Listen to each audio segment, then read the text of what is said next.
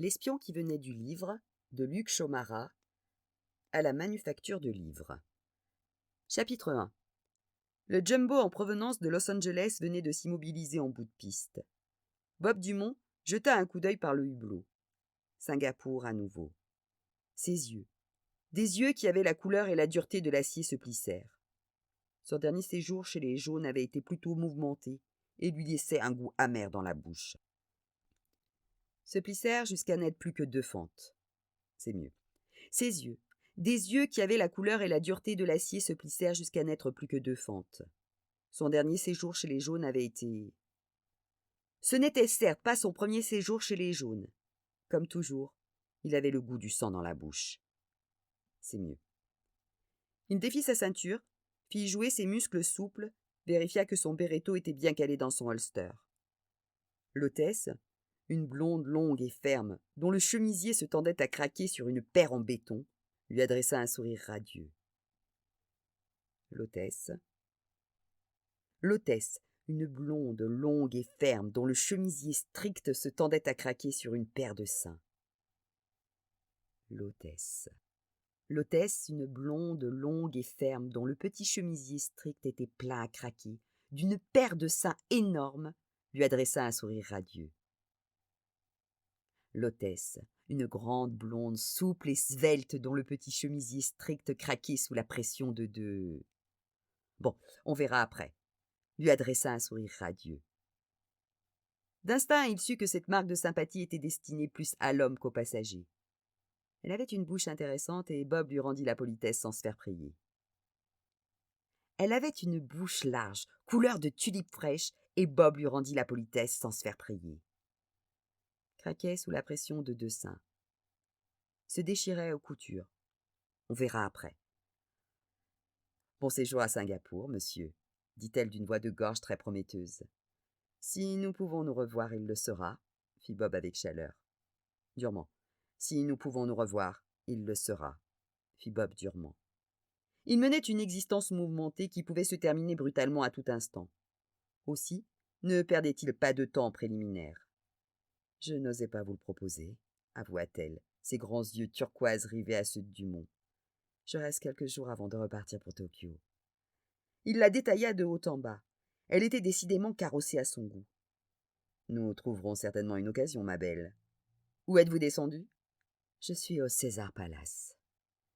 Il se leva, récupéra son sac de voyage. À très bientôt, dit-il aimablement. 1 heure plus tard, Bob pénétrait dans les toilettes pour hommes du Mahjong, le fameux centre commercial robotisé. Un petit homme se tenait devant les lavabos, très occupé à se laver les mains depuis une demi-heure. Bob s'approcha. L'homme portait un exemplaire du Wall Street Journal dans la poche droite de sa veste. « Qu'est-ce que vous avez pour moi ? Je suis Dumont. »« Oui, j'ai étudié vos photos. Méfiez-vous des cyborgs. »« Alors ?» L'homme au journal jeta un coup d'œil inquiet autour de lui. Bob ne connaissait pas son nom, ne savait rien de lui. Il savait juste où le retrouver et à quoi le reconnaître. Le service était plus cloisonné que jamais depuis le 11 septembre. « Il paraît que vous êtes le meilleur, Dumont. J'espère que c'est vrai, parce que ce qui nous arrive dessus n'est pas une plaisanterie. » « Al-Qaïda ? Vous pouvez oublier Al-Qaïda. Si mes sources sont exactes, nous allons devoir faire face à une menace bien plus terrible. Abrégé, je ne suis pas un enfant de cœur. » À nouveau, le petit homme regarda autour de lui. Dans une des cabines, quelqu'un déféquait bruyamment. Voilà, tenez-vous bien. Le tsunami qui a ravagé tout le sud de l'Asie et causé la mort de 150 000 personnes n'avait probablement pas des causes naturelles. Le visage de Bob demeura impénétrable. Si c'est vrai, qui est derrière cette opération ? L'autre haussa les épaules. Igor, bien sûr. Qui d'autre, à votre avis, est à ce point acharné à la destruction de l'humanité, sans aucune discrimination de quelque nature que ce soit, politique, religieuse, idéologique ? Igor. Les yeux de Bob se plissèrent. Il n'est donc pas mort. Jusqu'à n'être plus que 2 fentes. Les yeux de Bob se plissèrent jusqu'à n'être plus que 2 fentes. Il me faut un petit café. Est-ce qu'il me reste des filtres ? Racheter des filtres. Pensez à changer la bouteille de propane. C'est agaçant, toutes ces petites interruptions. Que voulez-vous dire ? Interrogea Bob. Vous n'avez pas remarqué. Mais de quoi diable parlez-vous ? Rien, rien. Où en étions-nous? Igor. Les yeux de Bob se plissèrent jusqu'à n'être plus que deux fentes meurtrières. Il n'est donc pas mort. Non, confirma le petit homme. On reconnaît sa signature. C'est monstrueux. La fiabilité des sources? Plus de 75%. Un standard particulièrement élevé, comme vous devez le savoir. Est-ce que vous vous rendez compte de ce que cela signifie? Si l'opération est reconduite avec succès au large de la Floride, le 11 septembre fera figure de plaisanterie dans les livres d'histoire. Oui, j'avais compris. Un bruit de chasse d'eau les fit se retourner. Un jaune en chemise à fleurs sortit d'une cabine en souriant. Rien qu'un inoffensif autochtone, pour qui n'avait pas l'œil exercé de Dumont. « Couchez-vous » prononça-t-il. Trop tard. Le tueur fit jaillir un pistolet mitrailleur Uzi et arrosa le décor sans faire de détails, perforant l'homme au Wall Street Journal sur toute sa hauteur. S'abritant aussitôt derrière le cadavre, Dumont le propulsa sur le tueur.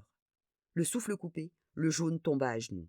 Dumont lui encastra la tête dans une Vespasienne. Le jaune, à moitié aveugle, glissa dans une flaque de sang, atterrit violemment sur la céramique en vidant son chargeur au hasard.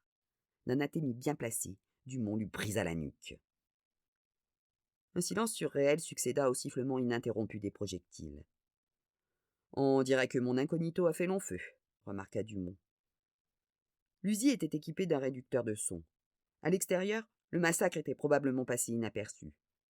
Si personne ne pointait son nez dans les 60 secondes, on échapperait à bien des complications avec les autorités locales. Il se recoiffa rapidement devant la glace au-dessus du lavabo et quitta les lieux, à temps pour croiser une escouade d'uniformes armés jusqu'aux dents. Prenant son air de touriste, Dumont gagna la sortie en s'efforçant de marcher lentement. Sitôt à l'extérieur, il appela un taxi. « Démarre !» dit-il à l'autochtone affable et bridé qui lui souriait de ses deux dents. « Oui, Saïb !»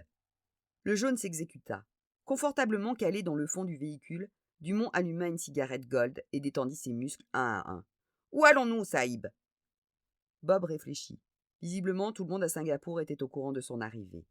Un comité d'accueil devait l'attendre à son hôtel. Il fallait improviser. L'hôtesse. Bob consulta sa montre. Il fallait laisser à la dame le temps de défaire ses valises.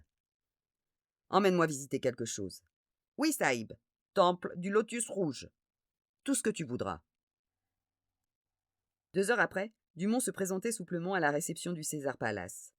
Un jaune, affable, costumé en pingouin, l'accueillit d'un sourire avide de pourboire. « Mon Saïb désire ?»« Une de mes amies est descendue ici. Hôtesse de l'air, blonde, svelte. Elle fait du 95D. Félicitations, Saïb. »« Ça va, ça va. » Dumont aligna quelques dollars sur le comptoir. « Le numéro de la chambre ?»« Certainement, Effendi. Mademoiselle Fury, chambre 315. » « Entrez, » dit une voix de gorge lorsqu'il eut frappé. Par précaution, il dégaina son fidèle berretto, poussa la porte, entra souplement. Tout semblait normal. La pièce était vide. Une forte odeur de jasmin arrivait du jardin par la terrasse, dont la fenêtre était grande ouverte.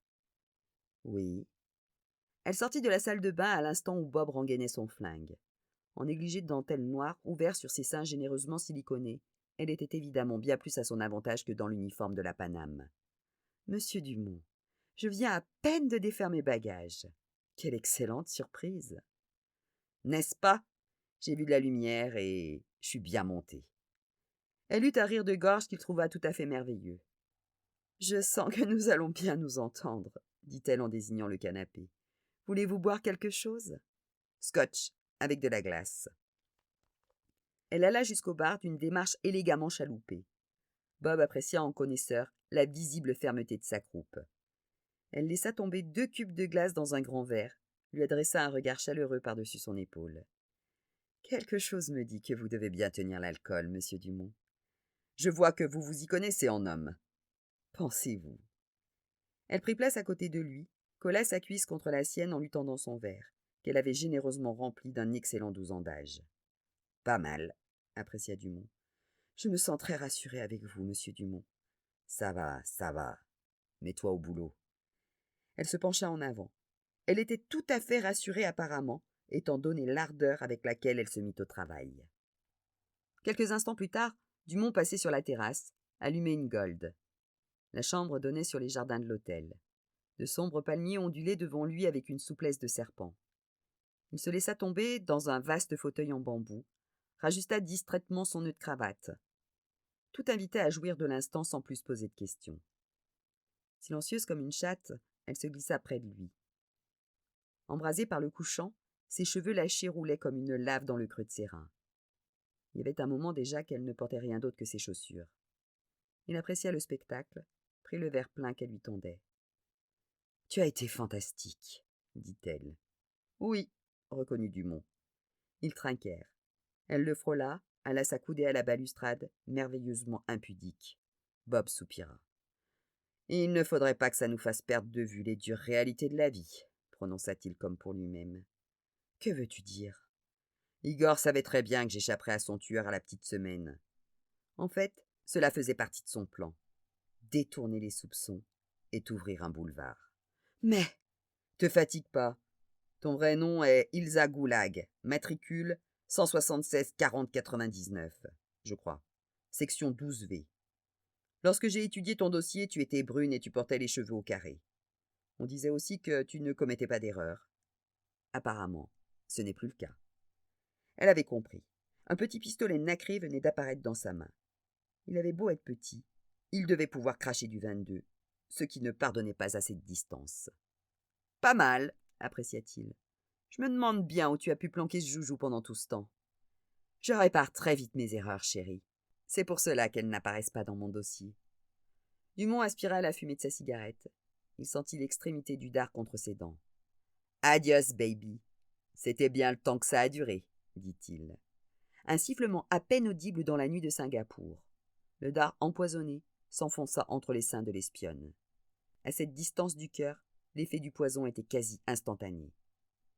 La paralysie gagna l'extrémité des membres en une fraction de seconde, bloquant son doigt sur la queue de détente. Ses yeux se révulsèrent. Elle tomba raide, aux pieds de Bob. Il s'agenouilla au-dessus d'elle. Déjà, il n'y avait plus une étincelle de vie dans ses grands yeux vides. Sa langue enflée pendait hors de sa bouche en une dernière grimace d'invite à ce qu'elle savait faire de mieux. « Dommage, » prononça Bob en prenant son pouls par précaution. Elle était encore chaude, et il se dit que ce métier n'avait pas que des bons côtés. S'agirait maintenant de ne pas moisir ici. Il lui ferma les yeux, se redressa vivement. Effectivement, ce n'était pas le moment de s'attarder. On frappait à la porte de la chambre. Bob jeta un dernier regard circulaire. Il vida son verre, essuya hâtivement ses empreintes, et sans hésiter, enjamba la balustrade. Il se réceptionna souplement, gagna l'allée principale sans se retourner. En moins d'1 minute, il était dans la rue. Il se dirigea à grands pas vers le boulevard Feng Shui qui traverse Singapour du nord au sud. Un taxi arrivait à point nommé. Dumont haussa un sourcil. Le véhicule obliqua résolument vers lui et s'arrêta à sa hauteur dans un épouvantable crissement de pneus.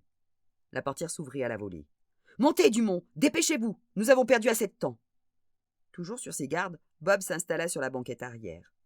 Un petit homme d'une 50aine d'années, un occidental, vêtu d'un costume sobre et d'un imperméable défraîchi, s'y trouvait déjà. Dégarni, tassé sur lui-même comme une bestiole prête à bondir, il regardait Dumont par-dessus une paire de verres épais, d'un air consterné.